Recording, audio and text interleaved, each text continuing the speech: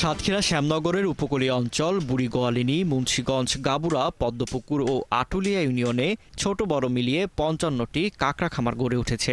এসব খামারে আধুনিক পদ্ধতিতে উৎপাদিত হচ্ছে উন্নত মানের রপ্তানিযোগ্য কাঁকড়া। চাষিরা বলছেন, চিংড়ি চাষের তুলনায় কাঁকড়া চাষে খরচ কম এবং তুলনামূলকভাবে জায়গা কম লাগে, রোগবালাইয়ের ঝুঁকিও কম আর লাভও বেশি। তারা আরও জানান, বাজার থেকে কাঁকড়া কিনে ছোট ছোট খাঁচায় রেখে মোটা তাজা করা হয়। ২০ থেকে ২২ দিনেই একবার খোলস পরিবর্তন করে প্রতিটি কাঁকড়া। এতে প্রতিটি কাঁকড়ার ওজন বেড়ে দ্বিগুণের চেয়ে বেশি হয়।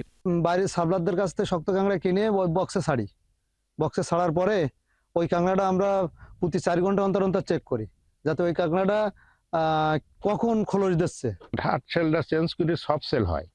সফট সেল হওয়ার পরে ওটারে আমরা ওখান থেকে ওঠানোর পরে আমরা প্রসেস করে খাদ্য উপযোগী করার পরে আমরা বাইরে এক্সপোর্ট